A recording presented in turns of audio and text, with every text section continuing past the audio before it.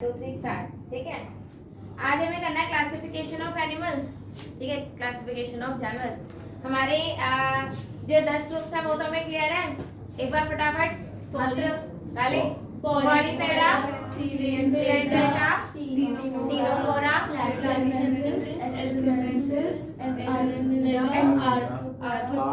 अगर कोरस में गलत गा रहे हो वेरी गुड। ठीक है, कोरस में गलत गा रहा हूँ, गलत बात। ठीक है, पॉलीफेरा हमारा पहला ग्रुप जो है वो है पॉलीफेरा। ठीक है, first group is Porifera, right. Porifera जो है सबसे पहला ग्रुप है। इसका मतलब ये भी है कि ये अनडिफरेंशिएटेड भी है। डिफरेंशिएशन का मतलब मालूम है क्या होता है? ठीक है, डिफरेंशिएशन पता है क्या होता है?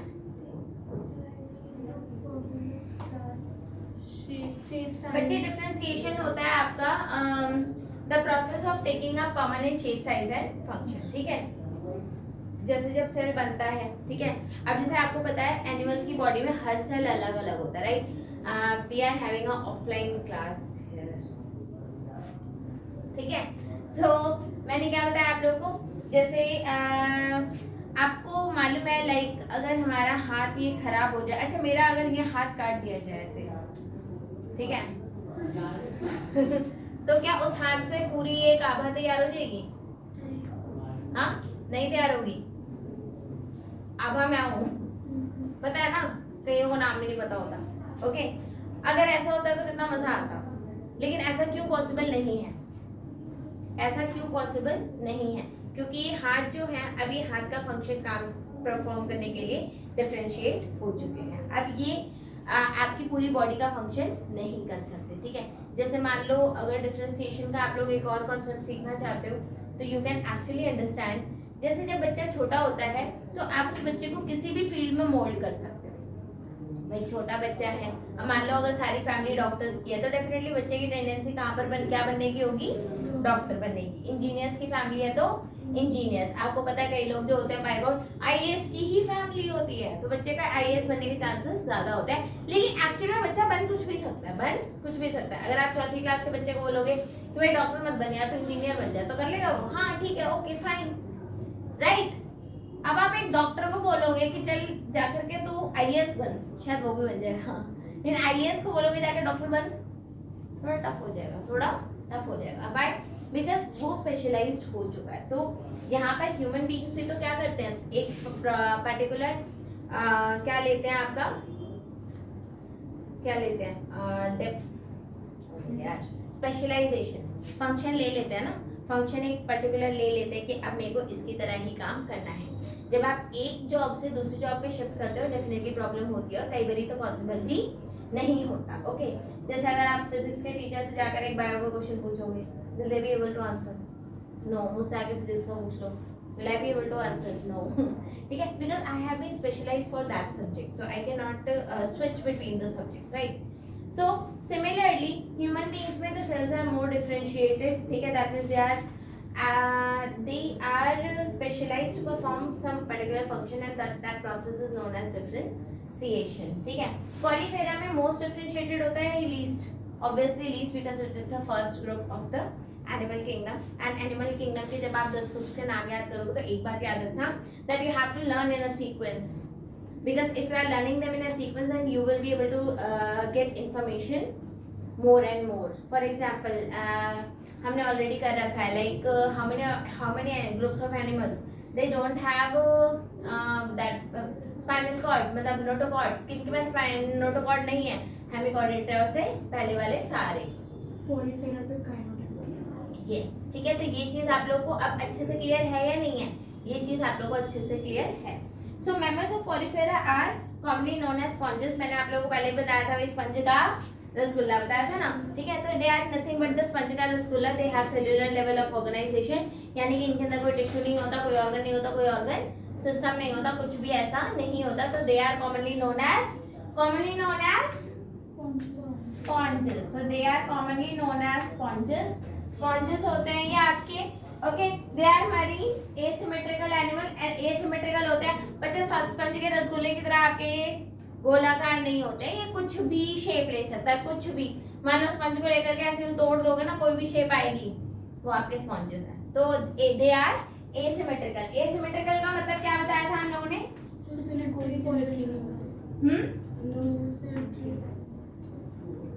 एसिमेट्रिकल का मतलब होता है कि कोई भी एक लाइन इनको दो इक्वल हाफ में डिवाइड नहीं कर सकती। तो दे आर एसिमेट्रिकल। मल्टीसेल्युलर है, they have cellular level of organisation. These are, I think, the only organism that have cellular level of organization. ये बात समझ में आ गई? So they have cellular level of organization.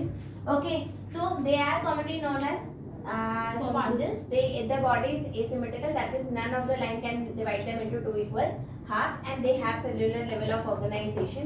इसके अलावा क्या होता है बच्चे? इनके अंदर एक वाटर कैनाल सिस्टम होता है। So they have sponges have a water transport or canal system. ठीक है, समझ में आया? So they have a water transport or canal system. They have a water transport or canal system. ठीक है, अब आप लोगों को मालूम है यार, ये हमेशा एक बात याद रखना। वैसे मैं बोलती हूँ, मैंने बोला कि मेरे से फिजिक्स का कोई क्वेश्चन पूछना मत, क्योंकि मैं बता नहीं पाऊंगी। लेकिन बेसिक फिजिक्स तो सबको पता है ना, बेसिक फिजिक्स तो सबको पता है, including me. Okay, 10th class तक की फिजिक्स आती है। ओके, सो अगर आप एक स्पंज जो है पानी में रखोगे तो पानी तो एंटर करेगा, और एंटर कर रहा है तो एग्जिट भी करेगा, एंटर भी करेगा और एग्जिट भी करेगा, एंटर करेगा वो करेगा। ठीक है, तो इनके अंदर होता क्या है, जो आपका, अगर मैं मान लूं कि ये अगर आपका स्पॉन्ज है, दिख रहा है, ये अगर आपका स्पॉन्ज है, इसके अंदर माइन्यूट पोर्स होते हैं जिसको बोलते हैं ओस्टिया। क्या बोलते हैं? ओस्टिया, जिसके थ्रू वाटर एंटर करता है। Ostia are the small pores present on the sponges through which water enters. Ostia समझ में आ गया? Through which water enters.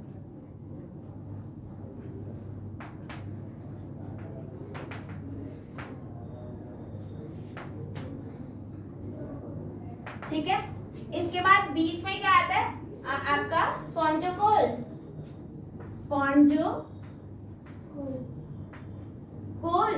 ठीक है, जहां पर मतलब पानी आ गया तो अंदर रहेगा, और एग्जिट किसके थ्रू करता है? ऑस्क्यूलम क्या है आपका? The pore through which water exit. तो ये समझ, जिस भी पोर से अगर आपका पानी, जिस भी पोर से आपका पानी एग्जिट कर रहा है, ऑस्क्यूलम। जहां पे रह रहा है, स्पॉन्जोकोल। जहां से एंटर कर रहा है, ऑस्टिया। तो there are things, ostia through which water enters, through which water exit, through which water exit. ठीक है, उसके बाद इधर क्या होता है, यहाँ पे रहता है। तो ये क्या है, अगर मैं इस चीज को बोलूं तो ये कंप्लीटली ये है क्या? वाटर ट्रांसपोर्ट और कैनाल सिस्टम। ये आपका क्या है? वाटर ट्रांसपोर्ट और canal system which is present in the sponges। ये बात बताओ, समझ में आई या नहीं आई? ये बात समझ में आ गई? ठीक है, तो यहाँ पर यही बता रखा है। उसके बाद यहाँ पर एक चीज और दे रखी है, the pathway of water transport is very helpful in food gathering. ये किसमें हेल्प कर रहा है? Food gathering, respiratory exchange and removal of the waste. तो ये किस किस चीज में हेल्पफुल है आपका water canal system?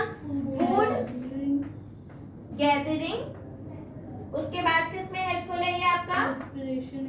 Respiratory gases exchange, respiratory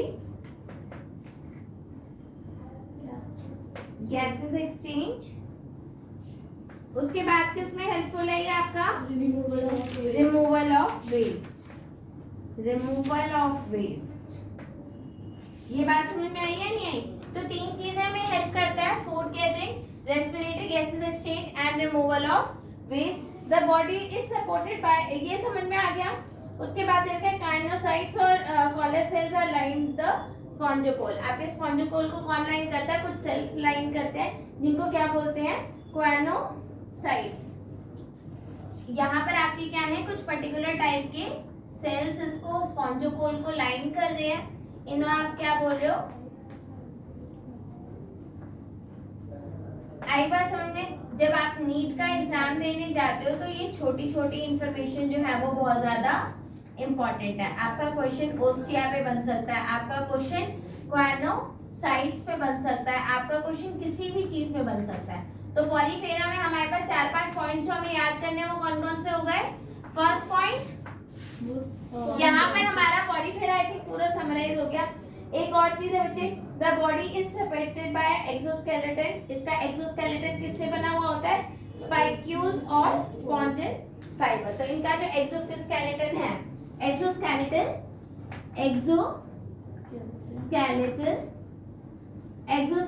system इनका किससे बना हुआ है बच्चे? स्पाइक्यूल्स एंड स्पॉन्जियोफाइबर्स, स्पॉन्जिन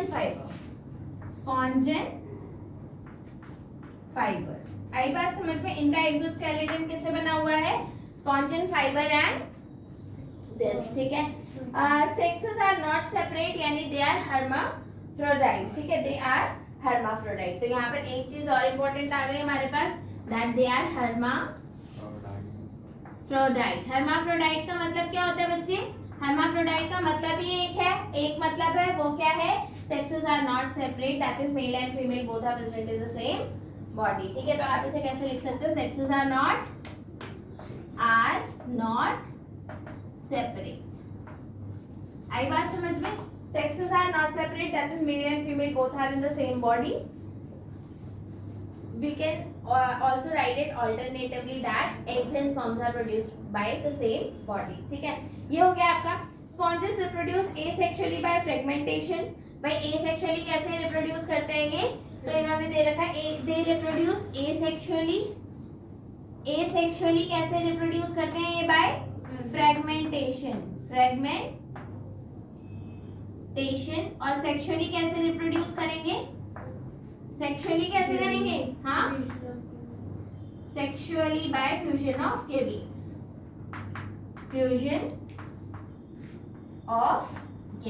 ये बात समझ में आई? बता दो, ठीक है। Sexually by fertilisation is internal, development is indirect.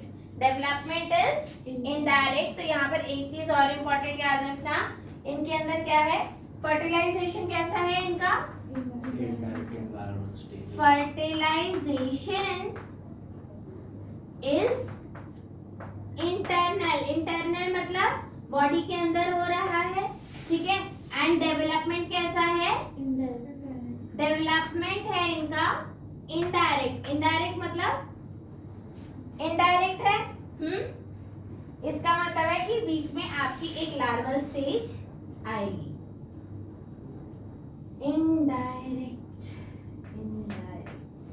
इसका मतलब क्या है कि बीच में एक लार्वल स्टेज आएगी। लार्वा क्या होता है बच्चे? इनडायरेक्ट डेवलपमेंट का मतलब होता है लार्वा स्टेज आती है। लार्वा स्टेज जो होती है वो आपके जो एडल्ट ऑर्गेनिज्म होता है उसके से बिल्कुल भी नहीं मैच खाता, ठीक है। मतलब उसको देख करके आप एडल्ट की मॉर्फोलॉजी का पता नहीं लगा पाओगे। यहाँ पर आपका क्या है? ओके, ये हो गया आपका। उसके बाद which is morphologically distinct from adult. तो what is your larva? Larva is morphologically distinct from adult, जो आपका एडल्ट की तरह नहीं दिखता है। यहाँ पर आपका पॉलीफेरा खत्म हो गया। इन्होंने कुछ एग्जाम्पल्स दे रखे हैं। एग्जाम्पल्स में आपका क्या आ गया? साइकन, स्पॉन्जिला, यूस्पॉन्जिया, ठीक है, यूस्पॉन्जिया, साइकन एंड स्पॉन्जिला, ठीक है। 3 एग्जाम्पल्स आर हियर। नींद आ रही है? क्यों?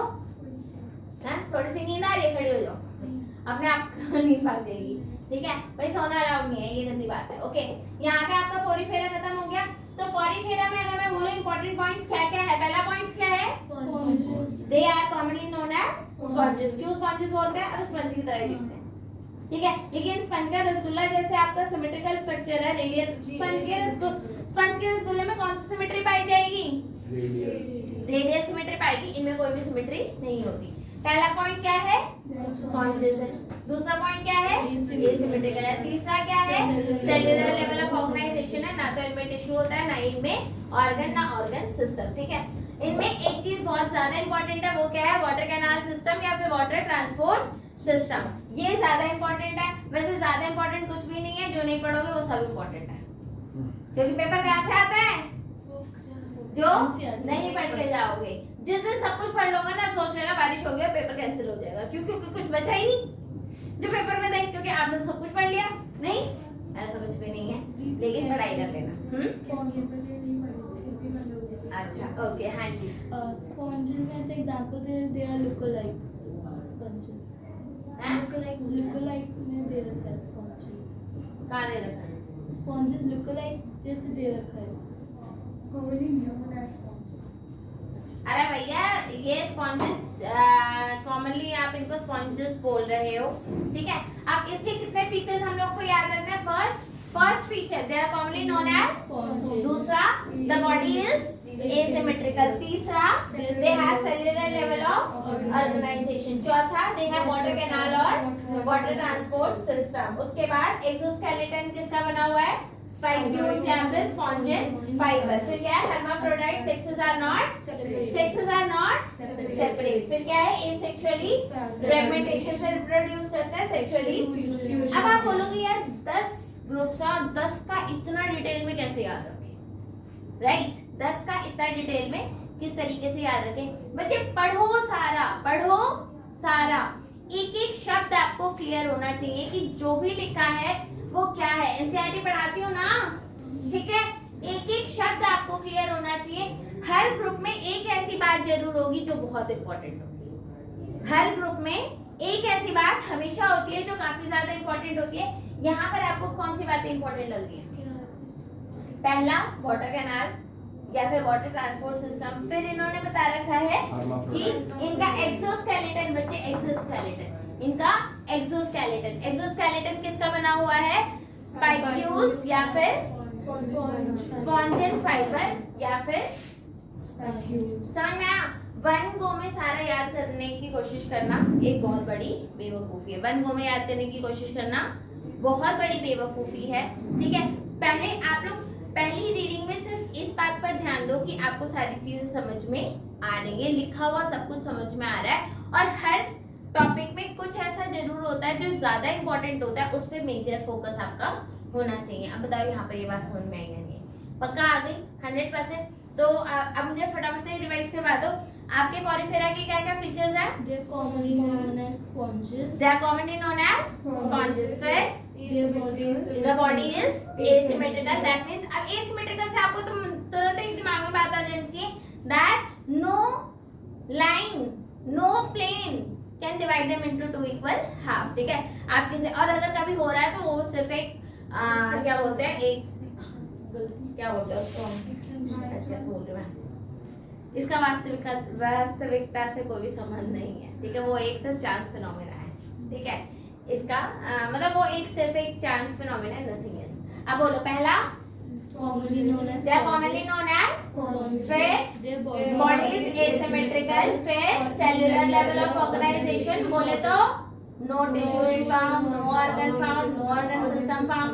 फिर they have water canal और water transport system। ये सिस्टम किसमें हेल्प करता है, फूड का गैदरिंग में, दूसरा रेस्पिरेटरी गैस एक्सचेंज में, वेस्ट रिमूवल। अबे लाइफ प्रोसेस में 3 चीज पढ़े हो ना, 3 पार्ट पढ़े हो ना। पहला क्या था, न्यूट्रिशन, तो न्यूट्रिशन में हेल्प कर रहा है। दूसरा क्या था, रेस्पिरेशन, उसमें भी हेल्प कर रहा है। तीसरा क्या था, एक्सक्रीशन सिस्टम, ट्रांसपोर्टेशन सिस्टम तो ऑलरेडी है ही है। चारों पार्ट्स आ गए। ट्रांसपोर्टेशन खुद है, बाकी के 3 नीचे लिख दो। ट्रांसपोर्टेशन ये खुद है, बाकी के 3 लिख दो। समझ में आ गई बात।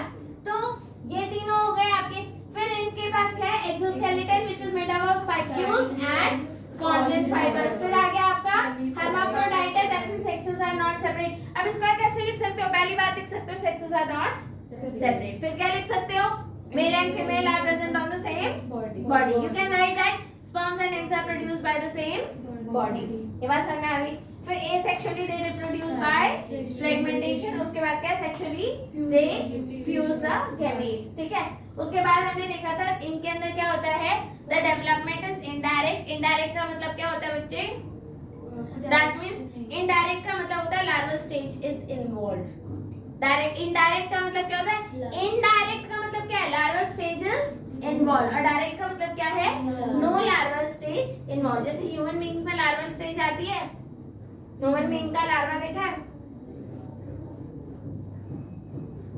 बताओ, नहीं देखा, क्यों, होगा तब ना देखोगे।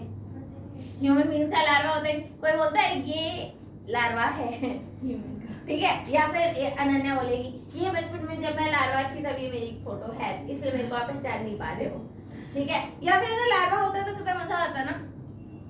सोचो आपके ड्राइविंग लाइसेंस पे लार्वा की फोटो लगा रखी है, फिर आप बोलोगे अरे मेरा लार्वा है इसलिए आप पहचान नहीं पा रहे, पापा का लाइसेंस लेके घूम रहे हो, क्यों श्योर है। वो इतना सीरियस कहाँ हो गए, कहाँ से पॉज होगा, चलो भाई। सिलेंट्रेटा, सिलेंट्रेटा को एक शब्द और क्या कहते हैं, निडारिया, निडारिया है ना। तो ये है आपका, अब ये कौन सा ग्रुप है हमारा, सेकंड ग्रुप। आज की क्लास में हम 2 ग्रुप करेंगे, एक पॉलीफेरा हमारा हो गया और एक है निडारिया, ओके। सो ये भी बड़ा इंटरेस्टिंग सा ग्रुप है। एक्चुअली एनिमल सारे ही बड़े अद्भुत से होते हैं, नहीं किसी भी एनिमल को पकड़ लो, किसी भी, हमारी 11th क्लास में इतने प्यारे प्यारे एनिमल्स हैं, राइट, ठीक है। They are aquatic, mostly marine, sessile और फ्री स्विमिंग। तो ये आपके कैसे ऑर्गेनिज्म है बच्चे, पहला कैरेक्टरिस्टिक इनका क्या है कि ये एक्वाटिक होते हैं। एक्वाटिक है, दूसरा क्या बोल रखा है, मरीन है, उसके बाद क्या बोल रखा है, या तो ये सेसाइल होंगे, सेसाइल बोले तो और फ्री स्विमिंग, ठीक है।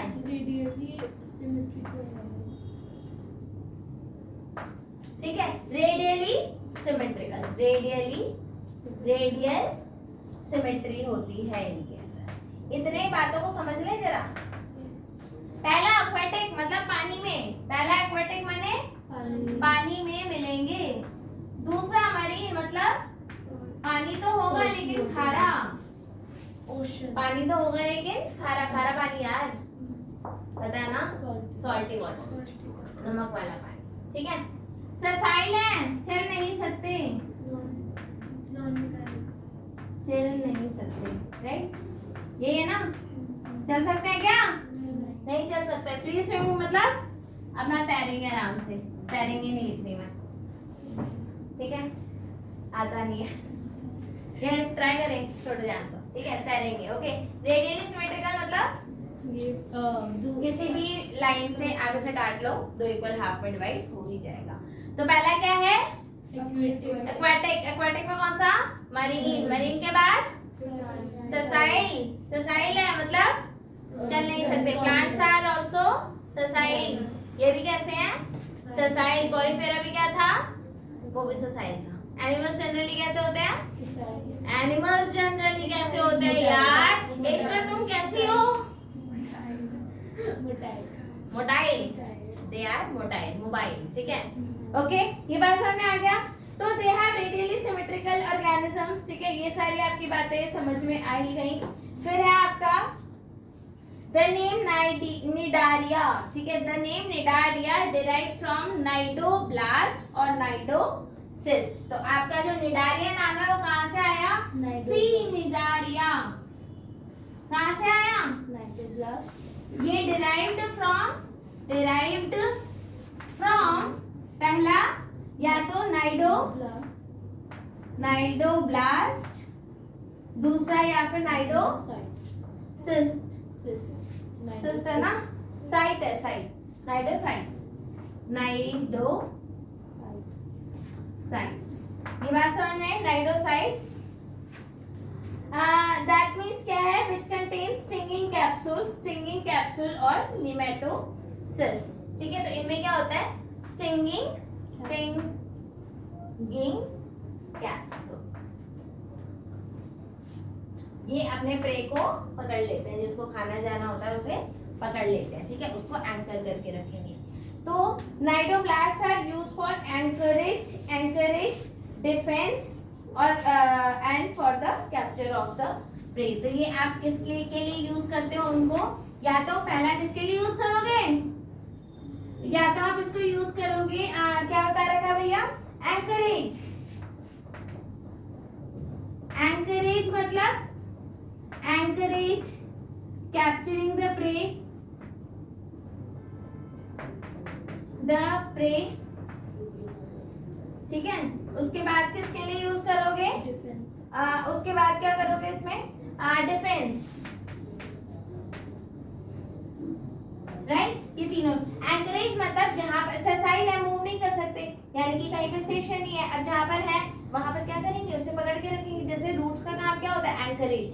अच्छा, जो टीवी सीरियल्स में आते हैं एंकरिंग का, एंकर जो होते हैं उनका उसका उस एंकर का मतलब क्या होता है, बेसिकली वो होल्ड करके रखता है ऑडियंस को। एग्जैक्टली, वो ऑडियंस को होल्ड करके रखता है। एंकरेज का मतलब ये होता है होल्ड करके रखना।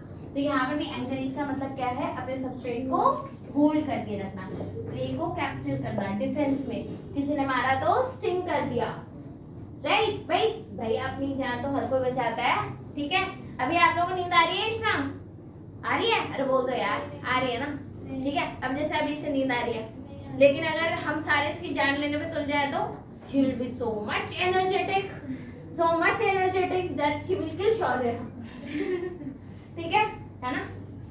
बिल्कुल वैसे भी किल शौर्य, क्या बात है, बहुत बढ़िया। तो ऐसे जानवरों को नहीं, ठीक है, एनिमल अब्यूज के खिलाफ। एग्जैक्टली, एनिमल्स को मत मारना। Is this clear? तो ये हो गया आपका। इसके बाद देखा है cnidarian exhibit tissue level of organisation. इनमें कौन सा लेवल ऑफ ऑर्गेनाइजेशन है बच्चे, they have tissue level of organisation. यहाँ पर इनकी थोड़ी प्रोग्रेस हो गई, टिश्यू लेवल ऑफ ऑर्गेनाइजेशन। वो पोरिफेरा क्या था, सेल्यूलर लेवल ऑफ ऑर्गेनाइजेशन। ये क्या है, टिश्यू लेवल ऑफ ऑर्गेनाइजेशन। क्या आई बात समझ में आ गई, पक्का 100%? हाँ, तो इनमें टिश्यू लेवल ऑफ ऑर्गेनाइजेशन है, उनमें क्या था, सेल्यूलर लेवल ऑफ ऑर्गेनाइजेशन हो गया। नाइटीरियंस exhibit and they are diploblastic as well. They are diploblastic. Diploblastic हम लोगों ने लास्ट क्लास में बहुत अच्छे से पढ़ा था। डिप्लोब्लास्टिक क्या होता है, टू जर्म लेयर्स, ठीक है, एंडोडर्म और एंडोडर्म, ठीक है। अब इसके बाद ये रखा है नाइटीरियंस exhibit tissue level of organization diploblastic. They have a central gastrovascular cavity. Central gastrovascular cavity with single opening mouth on hypostome, ठीक है। तो इसमें क्या है, gastrovascular cavity। तो they have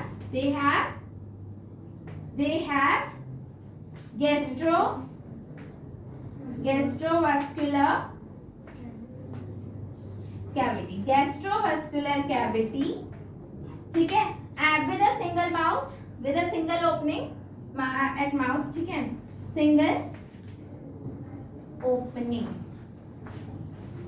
उसे हम क्या बोलते हैं बच्चे, hypo, single opening mouth on hypostome. आई बात समझ में, हाइपोस्टोम इसका इंपॉर्टेंट है, याद रखना, ठीक है। हाइपोस्टोम हो गया। डाइजेशन इज एक्स्ट्रा सेल्यूलर या फिर इंट्रासेल्यूलर। ये बाहर से डाइजेस्ट करके भी इनटेक कर सकते हैं या फिर इंट्रासेल्यूलर। तो इनका डाइजेशन कैसा है, डाइजेशन इज एक्स्ट्रासेल्यूलर और इंट्रासेल्यूलर।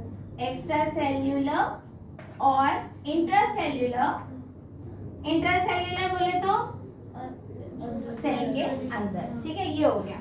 नाइटीरियन एग्जिबिट्स, अच्छा इनका exoskeleton, okay. Some of cnidarians corals have skeleton composed of calcium carbonate. तो इनका स्केलेटन किसका कंपोज्ड होता है, कैल्शियम कार्बोनेट। तो कोरल्स का सम ऑफ नाइटीरियंस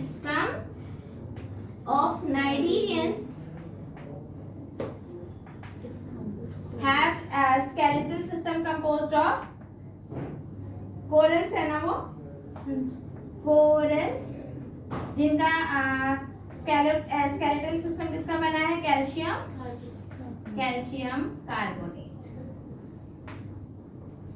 आई बात समझ में, यहाँ तक ये बात समझ में आई या नहीं है? यहाँ तक ये चीज क्लियर है या नहीं क्लियर है? पक्का? पहला क्या है? एक्वाटिक है। एक्वाटिक में कौन सा एक्वाटिक? मरीन। मरीन में क्या?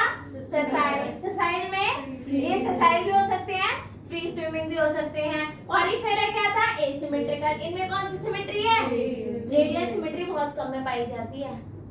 रेडियल सिमेट्री सब में नहीं होती, मोस्ट कॉमनली बायलेटरल सिमेट्री होती है, ना कि रेडियल। तो आपके रेडियल सिमेट्री का एक एग्जांपल सिलेंड्रेटा, ठीक है। इनमें टिश्यू लेवल ऑफ ऑर्गेनाइजेशन है, डिप्लोब्लास्टिक है, they have gastrovascular cavity with single mouth on hypostome. इनका सिंगल ओपनिंग होती है, mouth on hypostome. Cnidarians have two basic forms, polyp and medusa. इनकी दो बेसिक फॉर्म कौन सी हैं?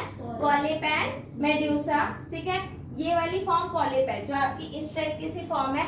इसे हटा दो थोड़ा सा ऊपर का, थोड़ा सा ऊपर का हटा लें, क्योंकि अब ये आएगा फिर आपको, इसे छोड़ देते हैं। इनके बच्चे दो बेसिक फॉर्म्स हैं। दो बेसिक फॉर्म कैसी हैं? एक आपका पॉलिप। पॉलिप आपका कैसा होता है? ऊपर से ओपन होता है। Something like this. This is polyp, this form is polyp. और एक आपकी फॉर्म क्या है? मेड्यूसा।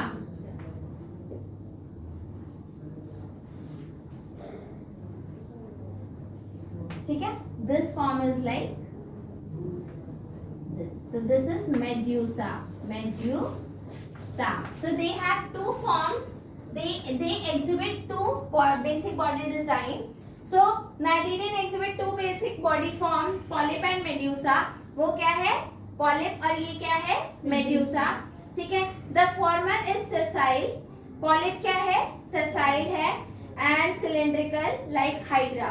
तो ये क्या है आपका? This is your sessile version. This is your sessile version like hydra. Hydra आप लोगों ने पढ़ रखा है 10th क्लास में, ठीक है। हाइड्रा तो पढ़ रखा है, ठीक है। तो they है like hydra, whereas other is umbrella shape free swimming like aurelia. तो ये कैसे होते हैं? ये वाले आपके free swimming है। ये क्या है? free swimming like aurelia. aurelia. Free swimming का मतलब ये हो कि हम अपनी मर्जी से तैरें या फिर मतलब पानी के साथ? पैसिवली फ्लोट कर सकते हैं, या थोड़ा पानी के साथ भी करेंगे, थोड़ा खुद से भी करेंगे। और उसे शायद एक ही जगह? हाँ, वो एक ही जगह रहेगा। तभी तो एंकरेज के लिए उनके पास क्या है? नाइट्रोसिस्ट, नाइट्रोब्लास्ट वो यूज कर रहे हैं। आई बात समझ में? ये हो गया आपका दोस्त cnidaria that exist both body form, ठीक है। उसे हम क्या बोलते हैं? मेटाजेनेसिस। तो बच्चे अब एक बात यहाँ पर याद रखना, इसको मैं हटा रही हूँ, स्टिकिंग कैप्सूल, और इसको हटा देते हैं। एक काम करते हैं, जो पहले पड़ा हुआ है उसको थोड़ा सा हटा ही देते हैं।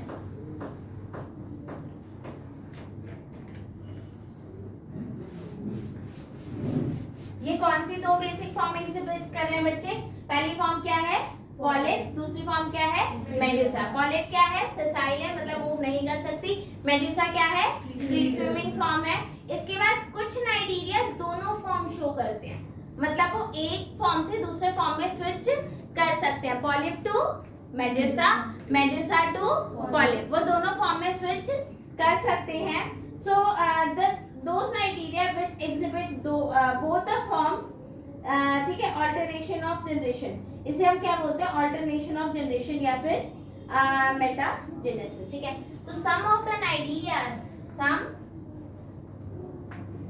of the nidarias, some of the nidarias, some of the nidarians, ठीक है, they exhibit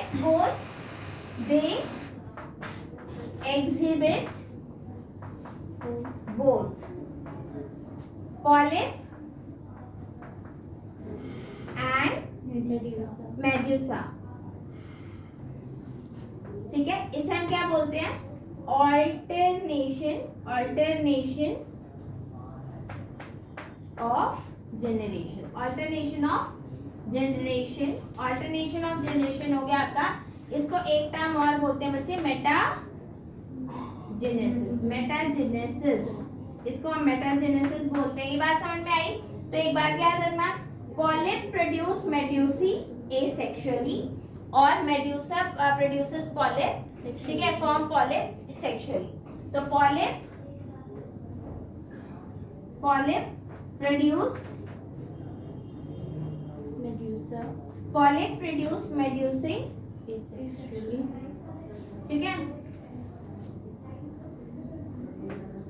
एसेक्सुअली, ठीक है। वेयरएज आपके मेड्यूसा कैसे प्रोड्यूस करते हैं? Medusa form polyp sexually. आई बात समझ में? ये कैसे बनाते हैं? सेक्सुअली। यहाँ पर ये बात समझ में आ गई। तो अगर मैं बात करूं कि आपके निडारिया में क्या क्या चीजें इंपॉर्टेंट है, इनकी ये दोनों फॉर्म्स बहुत ज्यादा इंपॉर्टेंट है, दोनों फॉर्म्स बहुत ज्यादा। इनमें क्या होता है? गैस्ट्रोवास्कुलर सिस्टम होता है with a single opening mouth on the hypostome. फिर आपकी इनकी दो बेसिक बॉडी फॉर्म है, वन इज पॉलिप। ये बात याद रखना, ये वाला फॉर्म आपका कौन सा है? पॉलिप। ये वाला फॉर्म कौन सा है आपका? मेड्यूसा, ठीक है। पॉलिप कैसे होते हैं? सेसाइल। मेड्यूसा कैसे होते हैं? फ्री लिविंग होते हैं, फ्री स्विमिंग, हाँ फ्री लिविंग कैसे होंगे, ठीक है, फ्री स्विमिंग होते हैं। कुछ निडारिया दोनों फॉर्म्स आपके शो करते हैं। तो आपका पॉलिप मेड्यूसा कैसे बनाता है? एसेक्सुअली। मेड्यूसा पॉलिप कैसे बनाता है? सेक्सुअली। अब मुझे बताओ ये बात समझ में आई या नहीं आई? आ गई 100%। ये याद कर लोगे। इसके एग्जाम्पल में इन्होंने क्या क्या दे रखा है? इन्होंने एग्जाम्पल भी दे रखे हैं। जो दोनों फॉर्म शो करता है उसका एक एग्जाम्पल है ओबेलिया। जो दोनों फॉर्म शो करता है उसका एग्जाम्पल क्या दे रखा है? ओबेलिया। ओबेलिया याद रखना, ये पॉलिप भी है और मेड्यूसा भी है। पॉलिप कैसे बनाता है medusa? PM asexually, MP sexually. PM asexually और एमपी सेक्सुअली। अब आपको जैसे मर्जी याद करना है वो याद कर लो। और कौन सा है जो दोनों फॉर्म शो करता है? ओबेलिया। ओबेलिया आपका आ गया। ओबेलिया का अभी मैं आप लोगों को यही बोलूंगी, एक तो ओबेलिया का एग्जाम्पल याद कर लो। इनकी सिमेट्री वगैरह, रेडियल सिमेट्री किसमें मिलती है आपको? सिलेंट्रेटा में आपको रेडियल सिमेट्री मिलती है। दो ग्रुप्स आज आप लोगों ने ढंग से करे, समझ में आ गए दोनों ग्रुप्स, ठीक है। आज की क्लास यहीं पे खत्म करते हैं, ये दो ग्रुप्स पे। Bye bye, Tata.